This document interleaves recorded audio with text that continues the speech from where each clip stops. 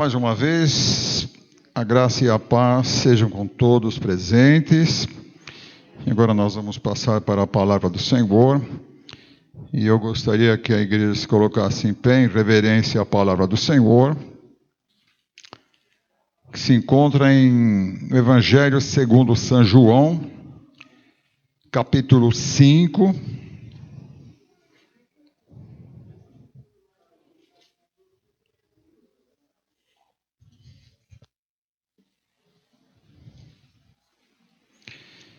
Capítulo 5.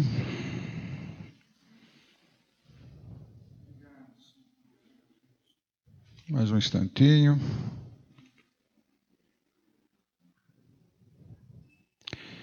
Muito bem. Vamos lá. Evangelho segundo São João, capítulo 5, a partir do versículo 1. Diz assim: Depois disto havia uma festa entre os judeus, e Jesus subiu a Jerusalém.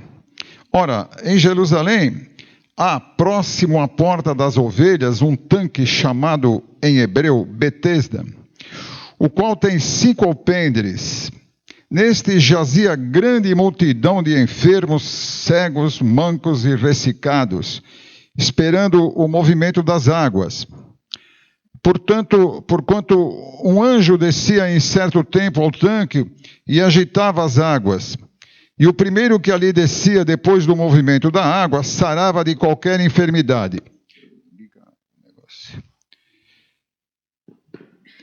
E estava ali um homem que havia 38 anos se achava enfermo.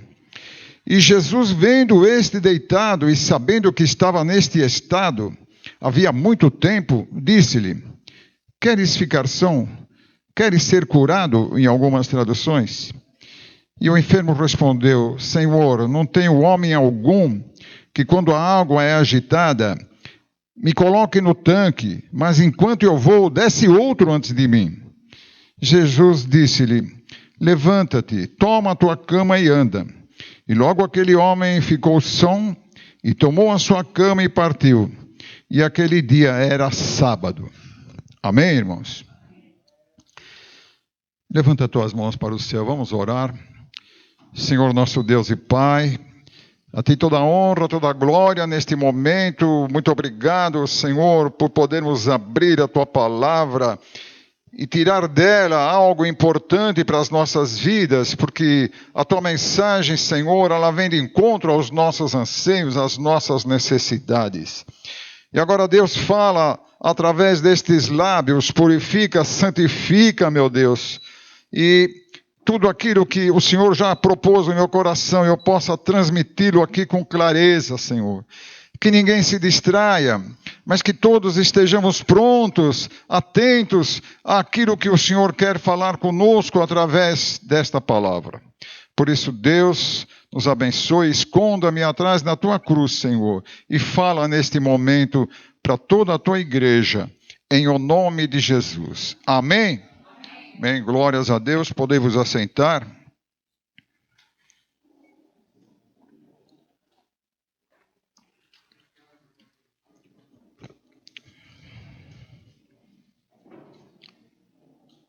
Em Jeremias capítulo 29, versículo 11, tem um versículo que falou muito. Lá, Jeremias, sendo usado por Deus, ele diz assim: Eu sei que pensamentos tenho a vosso respeito, pensamento de paz e não de mal, para vos dar um fim que desejais. Lendo esse trecho e sabendo que quem falou foi o próprio Deus, usando o profeta Jeremias, isto enche o nosso coração pela grandiosidade e pela profundidade do sentido desta palavra. Saber que temos um Deus que Ele tem planos de bem para nós, planos bons, para nos dar aquilo que nós desejamos. O que é que nós desejamos? Desejamos tantas coisas boas. Ninguém quer o mal, nós queremos só coisas boas. Então, a afirmação deste versículo, ela é muito importante e ela tem uma propriedade muito grande dentro de nós. Muitas vezes, nós não atentamos para a bondade e o cuidado que Deus tem para conosco. Muitas vezes nós também duvidamos dos planos de Deus. Às vezes os planos de Deus não se tornam realidade para nós. Não saem nem do papel. Por isso, muitas vezes, as pessoas se revoltam contra Deus e elas passam a ser um obstáculo para os planos de Deus. Então, não fica nervoso, não perca a tua fé se você tem algo importante que solicitou, que pediu, mas que ainda não ocorreu. Não fica desesperado, porque Ele tem planos de bem para nos dar o fim que nós desejamos. Então, esta é a realidade da vida cristã. Esta é a realidade. Por isso que surge neste texto que nós lemos uma pergunta.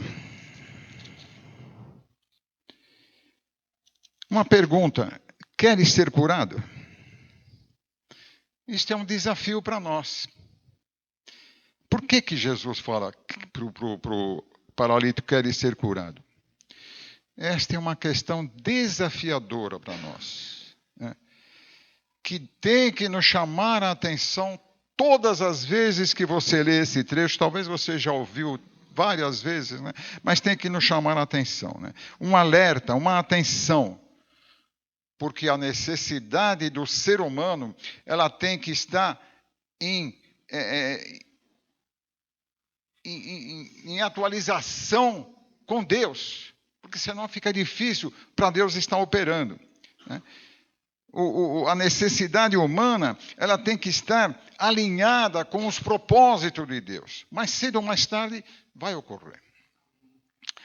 Mas o texto diz que havia uma festa entre os judeus e Jesus subiu a Jerusalém. Significa que Jesus estava na Galileia, né? Se você ler o trecho de cima, na Judéia, e Jerusalém é capital de Israel. E normalmente, Jerusalém sempre está mais alto que as outras localidades ali em Israel. Então, ele teve que subir. João, quando escreve, ele conhecia bem o território, né? Então, Jesus teve que subir, né? E foi também na festa.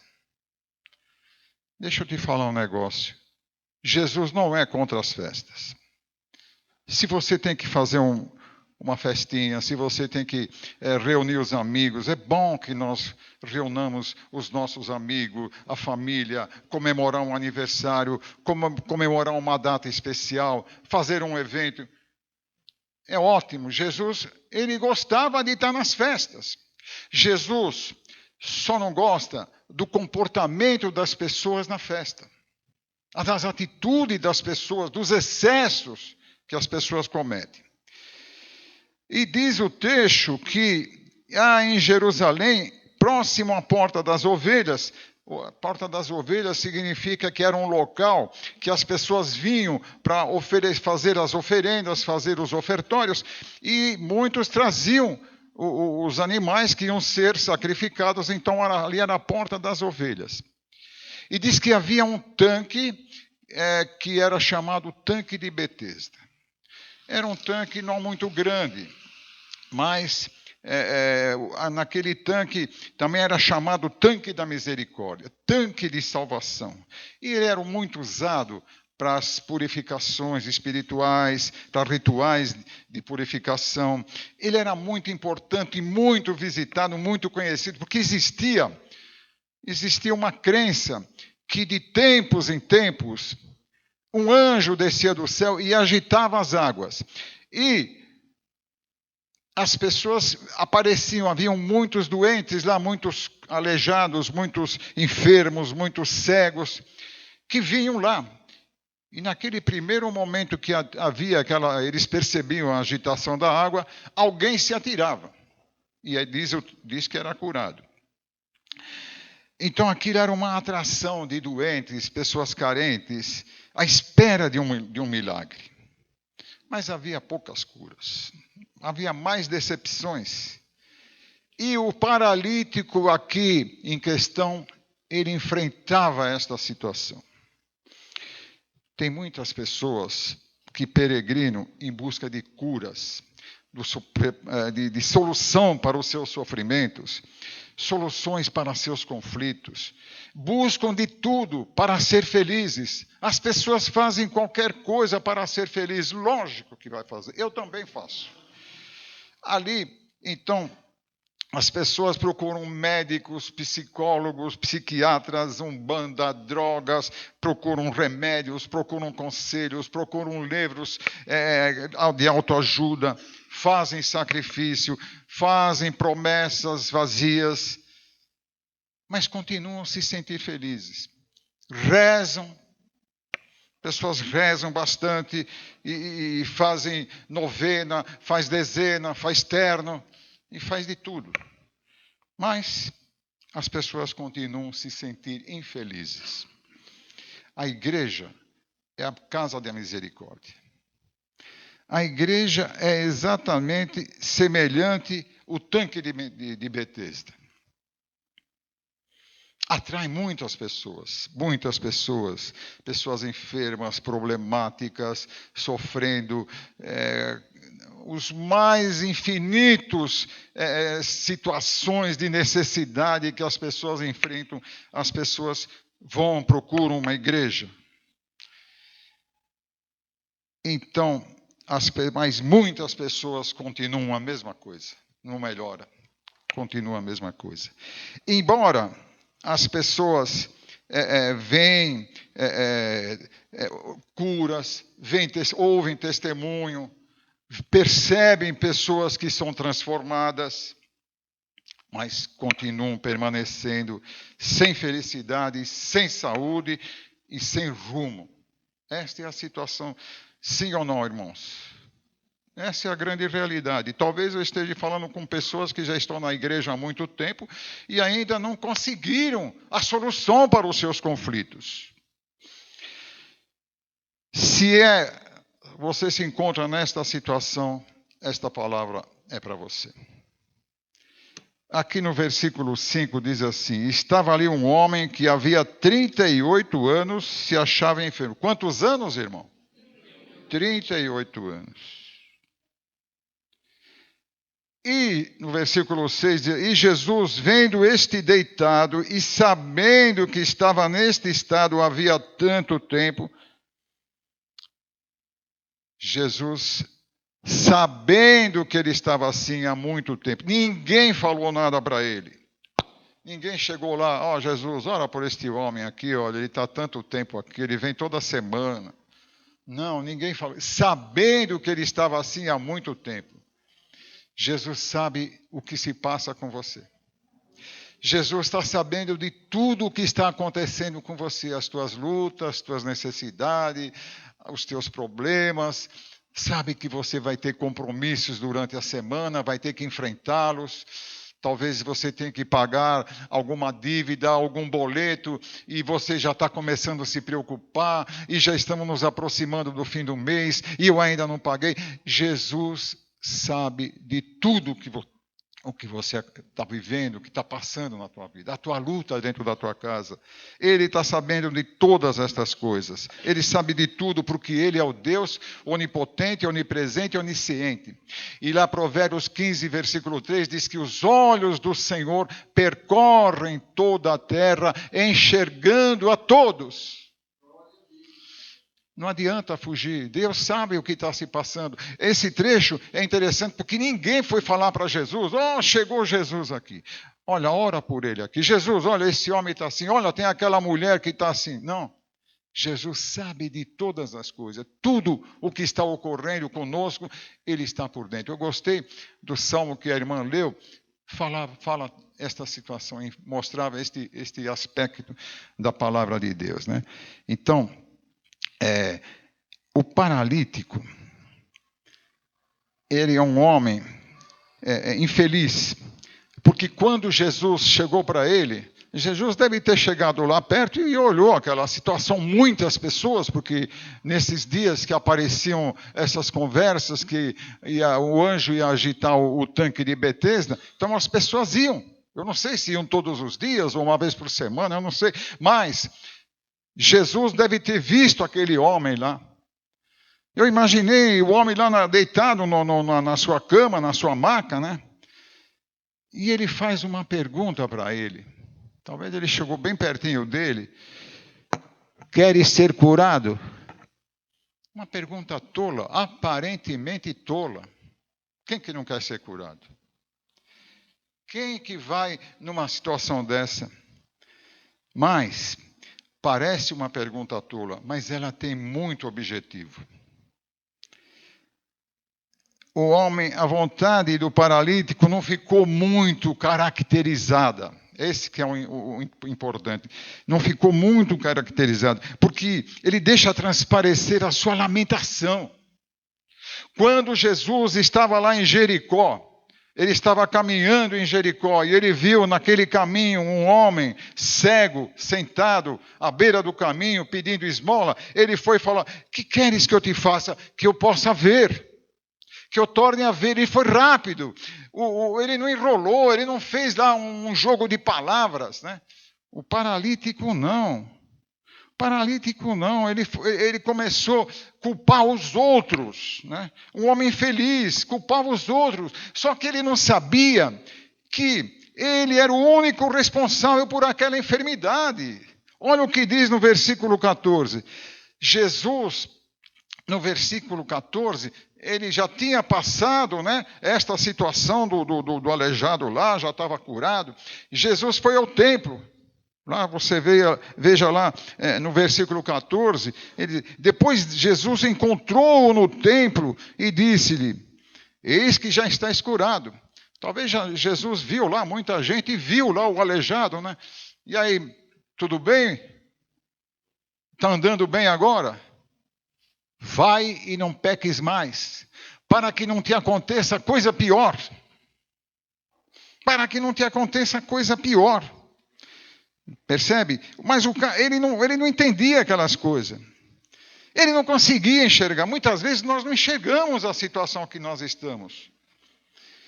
Então, o paralítico, ele culpava os colegas dele lá, aqueles concorrentes deles, né, que eram companheiros de infortúnio. Olha o que ele fala no versículo 7. O enfermo respondeu: Senhor, não tem homem algum que quando a água é agitada, ele me coloque no tanque, mas quando eu vou, outro desce na minha frente. Percebe que ele já estava lamentando aquela situação. Ele estava culpando os outros lá, companheiros de infortúnio. Ele não tinha, talvez, simpatia nenhuma por ninguém lá. Talvez ele nunca mais voltou ao tanque de Betesda para ajudar as pessoas. Percebe? Talvez ele nunca voltou. Ficou bom, curado. Jesus encontra ele no templo, totalmente ótimo. Mas talvez ele nunca foi lá no tanque de Betesda. Ele falou: não vou nunca mais, porque aquela gente lá era meu concorrente. Mas nós aprendemos algumas coisas interessantes. As pessoas mais problemáticas são as menos tolerantes com os problemas dos outros. As pessoas que mais erram são as que mais apontam os erros dos outros. As que mais precisam de misericórdia e perdão são as que menos estão dispostas a concedê-los. A vida é assim. A vida é assim. Às vezes nós reclamamos, mas será que nós concedemos alguma coisa para as outras pessoas? Eu acho interessante, às vezes as pessoas ficam enfermas, né? E aí, ninguém foi lá me visitar em casa, ninguém foi no hospital. Será que a pessoa visitou alguém alguma vez? Tem essas contrapontos que as pessoas não percebem, né? Então, os que mais precisam de misericórdia e perdão são os que estão menos dispostos a concedê-los. Sabe por quê? porque pensam que os outros são culpados pelo seu sofrimento. Então, esta que é a grande verdade, o ser humano, se acontece alguma coisa para ele, nós sempre vamos atribuir a alguém é culpado, alguém fez isto, fez aquilo, né? As pessoas que buscam socorro são os que mais reclamam dos outros. São os que mais... a família não entende, a igreja não aceita, a igreja não as ama. O mundo é contra elas. Às vezes está na igreja, a pessoa reclama, eu não sou convidado, eu não estou escalado. Quando eu estava à frente do trabalho, eu lembro que às vezes as pessoas me ligavam ou me paravam lá na porta. Escuta, quem é que faz a escala? Eu que faço. Você tem critério? Tenho. Uma vez um chegou para mim e falou, olha, eu comecei a fazer um curso bíblico, você vê se me põe para ler um salmo. Coitado, ele tinha uma dificuldade, levou um tiro na boca e ele não falava direito. Percebe? As pessoas sempre estão culpando os outros das suas necessidades, do seu sofrimento. Então, muitas vezes, nós nos colocamos em posição de vítimas. Lá na França tinha um escritor e um filósofo, um crítico, um pensador, não sei quem conheceu, Jean-Paul Sartre. Ele escreveu um livro e falou, o inferno são os outros. O inferno são os outros. Culpando sempre os outros. Esse livro eu não li, também não tenho nem interesse, né? Porque eu estava lendo a vida desse homem, e ele foi prêmio Nobel em 1964, um filósofo francês, né? Crítico, pensador, e ele recusou retirar o prêmio Nobel. É uma quantia boa em dinheiro, né? Mas ele se recusou a receber, porque ele disse assim, sempre recusei as distinções oficiais. Quer dizer, ele era uma pessoa frustrada, essa que é a verdade. Mas muitas vezes nós nos colocamos em posição de vítimas, né? Indefesos, achamos que os outros são culpados, sentimos-nos prejudicados, ofendidos, injustiçados. E muitas pessoas acreditam. Eu sou injustiçado lá no trabalho, eu sou injustiçado lá na igreja, eu sou injustiçado na minha família. Somos vítimas. E estas pessoas, se não mudam, eles vão se tornando cada vez mais amargos, vão se tornando cada vez impotentes de sair desta situação. Então a palavra de Deus está nos orientando hoje a mudarmos certas atitudes, certos comportamentos. Amém, irmãos? Você está aí? Glória a Deus, né? Glória a Jesus. O paralítico era um tipo assim. Ele era vítima do descaso. Senhor, Jesus falou, você quer ser curado? Ele podia te falar, eu quero ser curado. Mas ele já logo reclamou. Porque ele se sentia vítima dos outros, né? Do descaso das pessoas. Então, se você se sente assim, para com isso. Lute, mude comportamento, mude atitudes, né? Mostre o seu valor, aonde você estiver, lá no trabalho, lá na escola, lá na família. Mostre o seu valor. Eu sou discriminado, eu sou isto, eu sou aquilo. Não, eu sou um servo de Deus. Deus está comigo e eu tenho poder, eu tenho autoridade, eu tenho valor e o Senhor é comigo aonde eu estiver. Aonde eu estiver. Quando eu comecei a trabalhar na Metalcor, primeiro dia que eu cheguei lá, né? Eu fui contratado para trabalhar nessa empresa. Primeiro dia que eu chego lá no laboratório, trabalhava em laboratório, tinha uma placa bem grande assim. Não use as mãos sujas de tinta para abrir a porta. Eu já fiquei meio de... Falei, isso aqui é para mim. Isso aqui é para mim. Eu não conhecia ainda esse trecho. Comecei a trabalhar, mas tinha um químico lá que era o sobrinho do diretor da empresa. E tinha aviso para todo lugar no laboratório. Eu vim de uma multinacional que não tinha nenhum aviso, né? Mas quando eu vi aquelas coisas, falei, isso tudo eles colocaram para mim, né?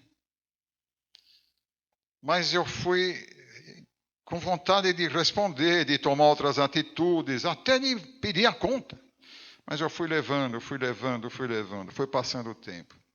E este moço, ele passou a ser um grande amigo meu. O que ele fazia para mim é incrível. Então, você tem que reagir. Como que eu vou reagir? Vou brigar? Vou responder? Tira esse negócio daqui? Não. Você começa a mostrar o teu valor. Não se faz de vítima. Onde você estiver, não se faz de vítima. Lá na rua, lá com as pessoas, não se faz de vítima, não. Mas dentro da ética cristã, nós começamos a mostrar o nosso valor. E aquele moço, ele tinha a minha idade também, mas ele ficou um grande amigo meu. O que ele fazia por mim lá dentro, pelo fato dele ser sobrinho do dono, ele até me ajudava até nos aumentos de salário. Olha que coisa boa, né? Então, tem certas coisas que é melhor ficar quieto. Ficar quieto. Não se faz de vítima, né? Então, Jesus, ele está perguntando hoje aqui, queres ser curado? Queres ser curado?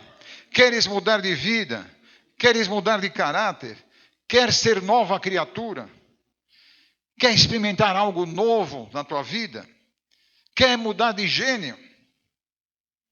São muitas questões, por isso que queres ser curado é uma expressão interessante e ela é desafiadora na nossa vida.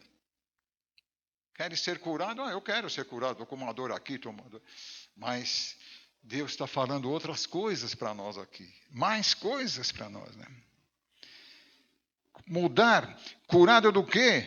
Curado da nossa fraqueza, do nosso pecado, do nosso egoísmo, da nossa inveja, curado das críticas, da maledicência, do mau gênio. Quantas coisas que nós precisamos de cura.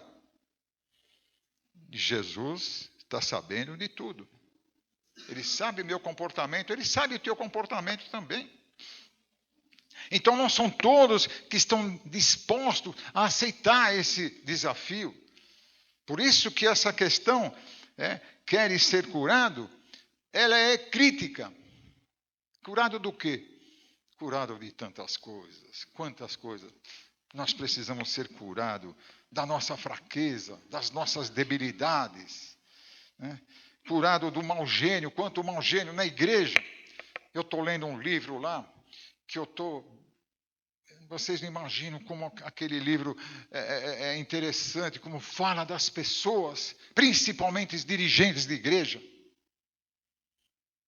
Quantas coisas que estão escondidas por trás, que as pessoas precisam de cura. E ninguém se manifesta. Por isso que é um grande desafio. Aceitar, não são todos que estão dispostos a aceitar este desafio. Porque ficar indiferente se torna até um bom negócio. Ficar bem quietão é um bom negócio. Murmurar, reclamar, se torna uma alternativa. A pessoa murmura muito, reclama muito. Isso é uma alternativa, porque dentro dele tem algo esquisito. Aquele homem escreveu que o inferno são os outros. Ele não. E assim são as pessoas, né? As pessoas buscam saída, né? Então, só que mudar de gênio, mudar de comportamento, mudar da nossa fraqueza, do nosso pecado, depende só de nós. É uma situação que depende só da pessoa. Ninguém vai pegar as pessoas pela orelha e falar, olha, para com isto, faz isto. Jesus está mostrando para nós que a mudança é cada um por si. Não adianta apontar o dedo para os outros. Temos que olhar para dentro de nós. Né? Tem que olhar para dentro de nós. Então, este é um fator decisivo da vontade do ser humano no processo de cura. Quantos estão aqui hoje que precisa ser curado? Eu coloquei aqui muitas coisas, né? Quer ser curado da desonestidade. Tem pessoas desonestas. Quer ser curado? Tem pessoas que não dão o dízimo na igreja. Tem pessoas que nunca deram o dízimo na igreja, está há anos na igreja, nunca deu o dízimo. O dízimo é uma questão de fé. Aceitar Jesus é uma questão de fé. E o dízimo é uma questão de fé. Precisa cura, isso precisa cura interior, é a pessoa que precisa curar. Não é o dirigente que vai falar, se você não der, vou te dar um beliscão. Não. Então, todas estas situações que estão colocadas aqui, é cada um para si. É você e Deus. Era o paralítico e Deus. Jesus estava lá. O próprio Deus estava do lado dele. Jesus falou para ele assim, toma a tua cama e anda. Olha como ele levantou rápido. Olha como ele levantou rápido. Criou força. Ele não tinha força para pular ali no tanque. Mas ele teve força para sair andando. Aquele paralítico lá na porta do Templo Formosa, Atos capítulo 3. Ele estava há 40 anos lá naquela, desde nascença. A mãe dele trazia lá na porta da igreja, pedindo esmolas. E aquele dia vem subindo Pedro e João. E ele todo tortinho lá, fica imaginando aquele homem todo entravado lá. Dá uma esmolinha, pelo amor de Deus. É assim que eles fazem, né? As pessoas, dá uma esmolinha, pelo amor de Deus. Pedro falou para ele, olha, eu não tenho ouro nem prata, mas o que eu tenho, eu te dou. Levanta e anda. Deu a mão, ele levantou e saiu andando. Saiu andando, pulando e glorificando a Deus. Às vezes, nós perdemos a oportunidade de se sair bem na vida. Perdemos essa oportunidade. Então, mostrar o papel decisivo da vontade humana no processo de cura, de mudança, é difícil. É difícil.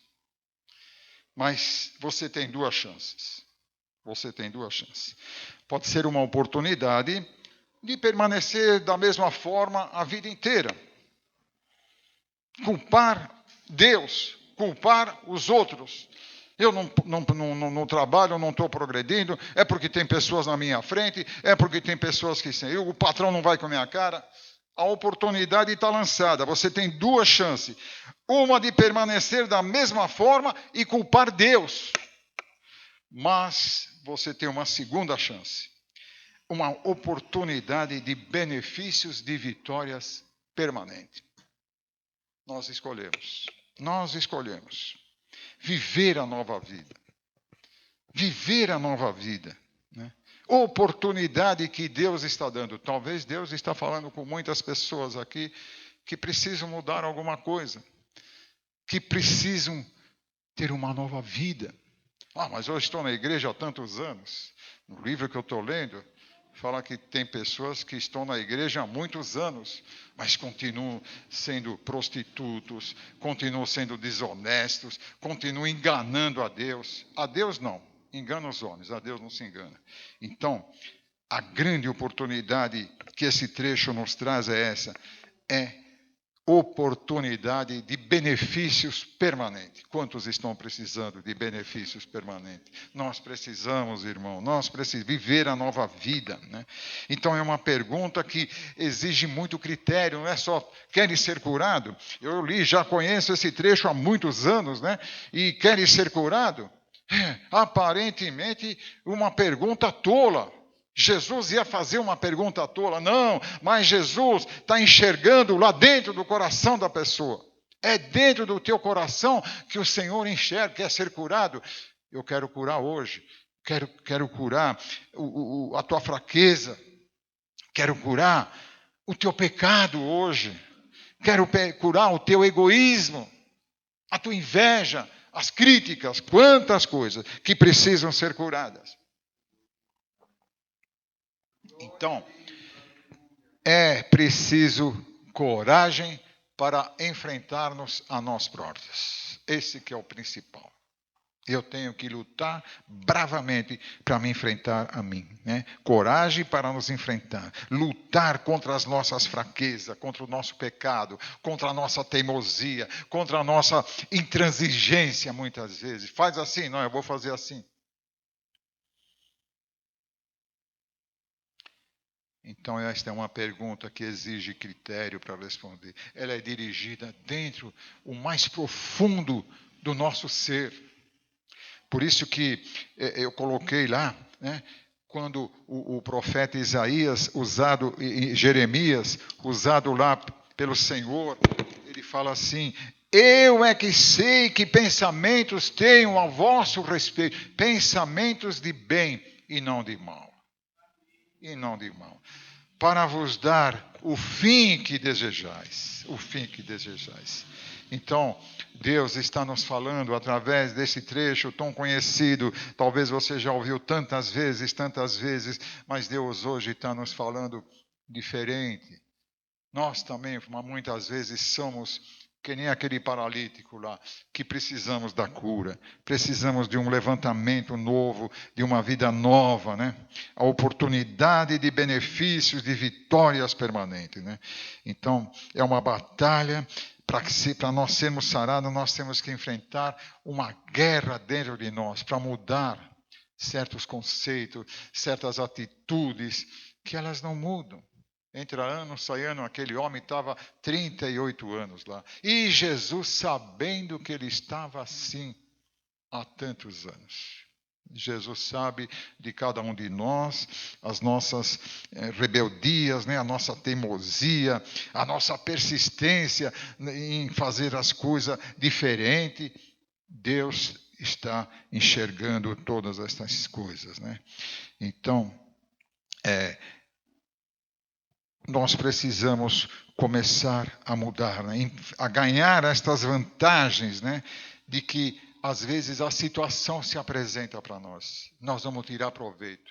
Deus quer mudar a nossa vida, né? Uma luta que divide e atormenta o nosso coração. Tem pessoas que querem mudar, mas não conseguem. Continuam intransigentes. Continuam teimosos, continuam no pecado, continuam na fraqueza, continuam fazendo as coisas do jeito que eles acham.